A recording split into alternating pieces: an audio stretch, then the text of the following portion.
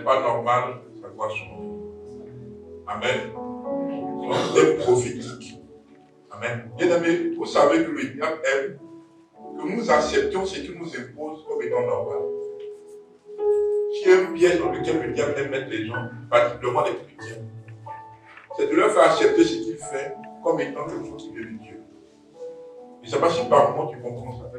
Le diable est à l'œuvre dans ta vie, et toi tu te convaincs que c'est Dieu. Un jour ça va aller haut. Amen. Et puis tu as l'impression que tu as la foi. En fait, ce n'est pas la foi. C'est une acceptation des choses que le diable t'accepte et t'impose pendant que ça ne vient pas de Dieu. C'est pourquoi un enfant de Dieu doit avoir le discernement. Ce n'est pas normal, ça doit changer. Nous sommes ici dans l'évangile de Marc.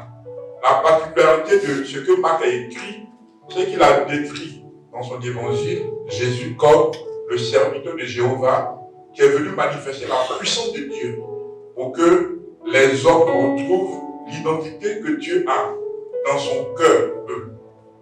Le plan que Dieu a dans son cœur pour l'homme.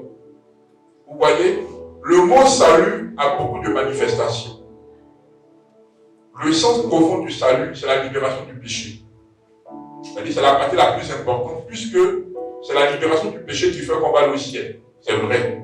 Mais sur terre, il y a les effets de ce salut. Dans la délivrance, dans la guérison et dans la restauration. On se comprend bien. Voici ici un homme qui, depuis un certain âge, va vivre dans les sépulcres, parmi les tombeaux, dans le cimetière. Il est asocial. Il n'est plus adapté à la société. Il est rejeté. Il fait peur. Il est bizarre. Un homme ne doit pas vivre parmi les morts. Donc là où tu vis est plus un indicateur de ce qu'on veut t'imposer. Bien aimé, le diable fait que tu ne te rends pas compte que tu n'es pas en train de vivre ce que Dieu a décidé pour toi. Le diable fait que tu ne sais même pas les projets que Dieu a pour toi. Et tu prends tout comme étant bon. Et notre fameuse phrase, tout ce que Dieu fait est bon. Oui, si c'est Dieu qui fait ce que je vis, c'est bon. Mais des fois, ce n'est pas Dieu qui fait. Quand vous réalisez bien le contexte de cette histoire, c'est que avant que Jésus y arrive, pendant qu'elle est dans la barque, sur la mer, il y a des vents qui se mettent en mouvement pour empêcher Jésus d'aller vers ce homme. Des vents qui ne provenaient pas de Dieu. Ce n'est pas tout ce qui arrive qui vient de Dieu. Quelqu'un peut décider de détruire ta vie par le pouvoir de la sorcellerie. Et ce n'est pas parce que nous sommes chrétiens que Satan n'existe pas. Bien au contraire, c'est parce que nous avons décidé d'être en alliance avec le Seigneur que nous avons lancé le défi à Satan. Dans l'absolu, il a été vécu par l'œuvre de la croix. Mais dans la réalité, nous avons notre part à faire pour jouir de la victoire que Jésus nous a donnée à la croix. Est-ce qu'on se comprend ce matin? Ce n'est pas normal, ça doit changer. Qu'est-ce qui n'est pas normal? Mais ce n'est pas normal qu'un être humain vive dans un cimetière. Et la Bible dit qu'il se lève lui-même, il prend des pieds et puis se blesse. Vous comprenez un peu? C'est comme les gens qui se droguent là. Des fois, tu t'assois à lui. Il ne sait même pas pourquoi il se drogue. Mais parce que simplement dans le fond, c'est un esprit. Sinon, pourquoi prendre ton argent pour consommer quelque chose qui va te détruire? C'est un esprit, c'est un démon. Il y a des comportements, vous voyez des gens les manifester. Ayez de la compassion pour eux, priez pour eux. En fait, c'est eux la sorcellerie. L'art de lancer des sorts, l'art de lancer des malédictions, l'art de lancer des imprécations. Et les démons maintenant s'en saisissent pour aller travailler contre quelqu'un. C'est pourquoi être chrétien, c'est être spirituel. C'est avoir le Saint-Esprit pour comprendre au-delà des choses naturelles, la profondeur des choses. Voici quelqu'un dans le village, tout le monde connaissait son histoire, mais personne n'a pu le délivrer. La Bible dit quoi? on prenait des fers, on l'enchaînait. Mais l'esprit là ne veut pas qu'il soit guéri. Peut-être que s'il se repousse, il va se retrouver. Donc l'esprit le pousse à détruire les chaînes de fer pour qu'il soit ridicule. Comment tu peux savoir que les démons sont allés dans ta vie? C'est que les démons t'imposent une vie ridicule. Une vie qui fait pitié. Oh, Dieu ne t'a pas créé pour que tu fasses pitié. Souvent tu as envie même de te suicider. Les mêmes démons qui ont créé la situation, ceux qui t'inspirent de suite. Tu as l'impression que ta vie n'a pas de sens. Nous sommes dans un monde spirituel. Nous sommes dans une bataille contre Satan, ces démons, contre la sorcellerie, contre l'occultisme, contre le mysticisme. Mais ce n'est pas du jeu. Est-ce qu'on se comprend cela? Ce n'est pas normal. Ça doit changer. Il y a des situations de la vie. C'est vrai qu'on te fortifie. C'est vrai on te console. C'est vrai on te prêche. Tout ça là c'est vrai.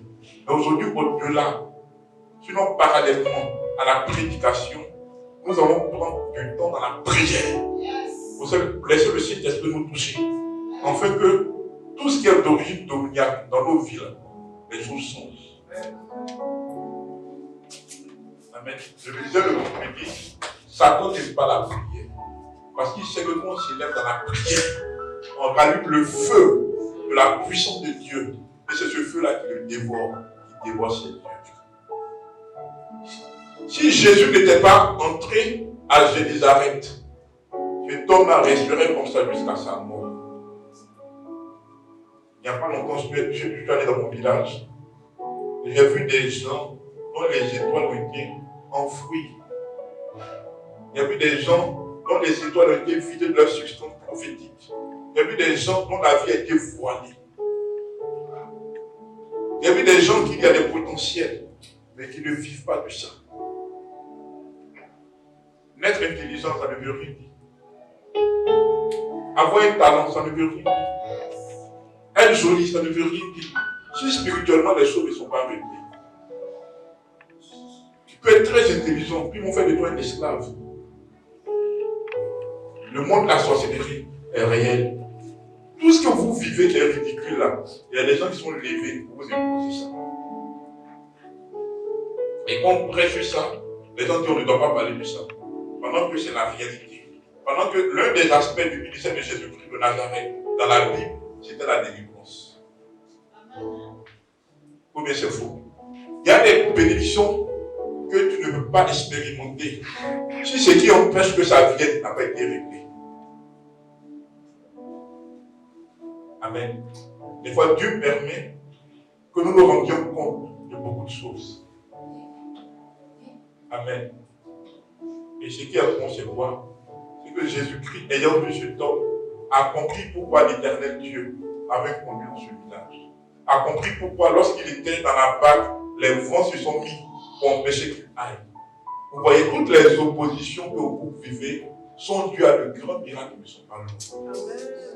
Quand tu commences à te sentir attaqué, quand tu commences à te sentir humilié, quand on commence à toucher à tes finances, c'est des signes que ils ont vu quelque chose de glorieux dans ta vie. Il y a deux choses auxquelles il faut faire attention. Les êtres humains auprès de toi. Quand des gens qui n'ont rien fait commencent à t'élever contre toi, c'est plus signe d'attaque. Et les gens qui ne leur ont rien fait, ils commencent à te détester. La sorcellerie est à l'œuvre. Les gens qui étaient favorables à toi, qui commencent à ne pas être favorables à toi, c'est la sorcellerie qui est en train de faire ça. Quand tes finances, tu n'arrives pas à les comprendre, c'est la sorcellerie qui est en train de travailler. Quand ta santé, tu n'arrives pas à la maîtriser, la sorcellerie est en train de travailler. Amen. Amen. Dieu nous a créé esprit, âme et corps. Dieu nous veut dans l'intégralité de notre être. Ton esprit, ton âme et ton corps, ça doit être conforme. Et Dieu nous parle de longévité. Quand tu commences à trop tomber malade, parce que les médecins te disent, c'est de leur domaine, mais en tant qu'homme spirituel, en tant que prédicateur de l'évangile, en tant que pasteur, je vous rappelle que c'est des signes d'attaque. Quand des choses qui procure de la joie, à ton niveau c'est bloqué, excuse-moi, c'est la sorcellerie qui t'a lu. Dieu sait tout. Ça signifie que Dieu sait ce que tu vis. Ce que tu vis qui fait mal à Dieu sait ça. Donc il faudrait que tu le saches. Dieu sait ce qui ne va pas. Dieu sait ce que tu vis. Dieu sait que ce n'est pas facile. Dieu sait que malgré tes efforts, tu n'arrives pas à t'en sortir. Dieu sait ce que tu vis. Selon Deutéronome 29, verset 29, la Bible dit, les choses cachées sont à Dieu.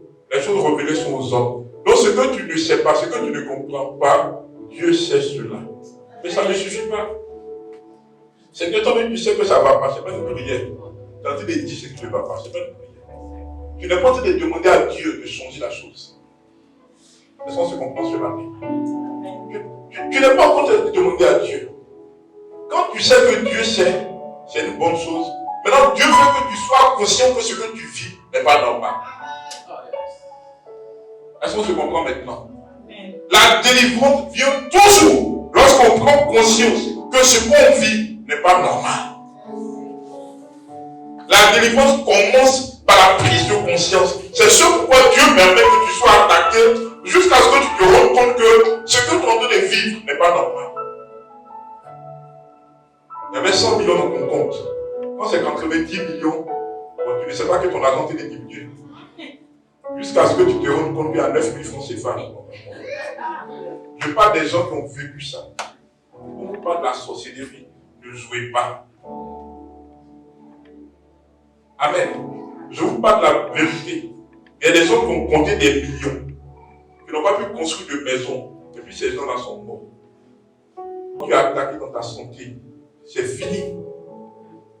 Quand tu es attaqué dans tes finances, c'est fini. Quand dans tes relations humaines, on a mis quelque chose sur toi qui fait qu'on a une mauvaise pensée de toi. Je ne sais pas si vous savez ce dont on parle. Il y a des gens à qui tu n'as rien fait. On va leur raconter des choses bizarres du concernant. C'est la sorcellerie qui fait ça. Ce matin, on entend le témoignage du prophète. Tu n'as pas fait quelque chose. Petit travail que tu vas utiliser pour qu'au moins il y ait un minimum là. Il faut qu'on attaque ça. Heureusement qu'il a compris ça spirituellement. Il y a des gens qui sont retrouvés en prison n'ayant rien fait. Les gens qui ont perdu le travail qu'ils faisaient n'ayant commis aucune faute. C'est pourquoi un chrétien doit être vigilant. Il doit avoir une appréhension spirituelle de tout ce qui se passe. Je ne dis pas de ne pas aller à l'hôpital. Allons à l'hôpital en n'oublions pas la dimension spirituelle. Parce que la médecine soigne, mais la guérison vient de Dieu. La guérison est spirituelle. La guérison est divine. La guérison est l'œuvre de Dieu. Amen. Est-ce qu'on se comprend ce matin? Amen. Donc, en même temps que tu es conscient de ce que ça t'en fait, n'oublie pas la chose la plus importante. C'est que Dieu manifeste la puissance de la délivrance. Luc chapitre 4, verset 18. La délivrance, c'est la libération des oppressions occultes pour que l'homme qui a été délivré maintenant vive sa vraie vie. Psaume 111, verset 9. Maman Bonga. La délivrance du chrétien, c'est quoi? C'est le fait qu'il prenne conscience qu'il est attaqué et puis lui maintenant, il a anéanti les démons. La délivrance du païen, c'est quoi? C'est que comme lui est possédé, parce qu'étant dans le péché, on l'amène à Christ et puis on fait sa délivrance. Mais le chrétien, c'est qu'il se sent attaqué. On l'encourage à s'élever dans le combat et puis il neutralise maintenant les démons qui l'attaquent. Je ne dis pas que le chrétien est possédé, ce n'est pas ce dont je parle. Mais je dis, que tu sois chrétien ou pas, tu es attaqué. Maintenant, si étant chrétien, tu joues avec les attaques dont Dieu te fait la grâce, tu te rends compte de l'existence, là, ce n'est plus la faute de Dieu. Quand tu ne sais pas où va ton argent, pendant que tu travailles, une belle femme chrétienne, un certain âge, même financier, elle n'a pas. Il y a des signes qui montrent qu'il ne faut pas jouer. Il faut te lever pour que ça change. Ce n'est pas normal, ça doit changer. Amen. Ça doit changer. Satan aime que nous ignorions ses œuvres. Et quand c'est comme ça, on pense qu'on a la foi. J'ai tellement la foi que moi je dis, bon, Satan n'existe pas. Pendant que la Bible dit, ne soyez pas ignorants des ruses du diable, car il aura le pouvoir de dévorer. La Bible dit, nous n'avons pas à lutter contre la chair ou le sang, mais contre les autorités, les principautés. Vous voyez un peu, la vie de la vérité. Amen. Nous enseignons tout l'évangile. Nous n'enseignons pas la complaisance. Amen. Amen. Quelqu'un vient te voir, lui, quand il donne, il sait ce qu'il veut voir. Et toi, le pasteur dit non, ça va aller. C'est pas ça va aller. Il faut chasser l'esprit qui fait ça. Yes. Comme ça demande une vie de consécration, comme les gens ne sont pas consacrés, et vous dites des paroles bizarres, non. Amen. Amen. Pendant que nous sommes en train de chanter tout à l'heure, je vois des gens contre qui des sacrifices ont été faits. Les gens vont faire des sacrifices. Ils font tout, ça ne va pas, mais ils renforcent leur pouvoir comme vie. Et tellement tu vas jouer. Tu peux être pasteur, tu joues, ils vont t'allumer. Il y a 3 ans d'arrière, il y a un pasteur qui s'est suicidé. Vous pensez qu'il s'est suicidé comme ça? C'est l'oppression satanique. Et quel problème qui a fait qu'il a été suicidé? C'est les démons. On met ça dans ton cœur, tu n'as plus d'espoir, tu n'as plus la foi, c'est fini.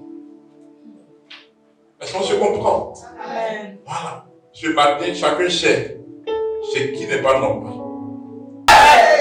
Dieu dit, tu es mis spirituel. Amen. La délivrance aussi, c'est prendre conscience de son identité nouvelle. La Bible dit, il n'y a donc maintenant aucune condamnation pour ceux qui sont en Christ. La délivrance, c'est ça. J'ai droit à tout ce que Dieu m'a donné. Je refuse d'être le centre d'opération des démons. Pendant que je suis censé être le centre d'opération du Saint-Esprit. Je refuse cela. Je refuse cela. Quand tu dors, c'est la nuit, quelqu'un dort avec toi. Quand tu te réveilles, tu es seul. Amen. C'est ça. Et ce sont des choses à lesquelles ne jouez pas, s'il vous plaît. Ne jouez pas. Un jour, une jeune dame m'a raconté quelque chose qui m'a révolté. Elle doit voir quelqu'un qui dort avec elle. Et comme si c'était la réalité. Je vais rentrer dans les détails. Mais les grandes personnes comprennent ce que je veux dire. On a prié jusqu'à ce que le démon là soit chassé. C'est un démon. Quel est ce Dieu qu'on adore qui ne change pas nos vies? On parle de Dieu.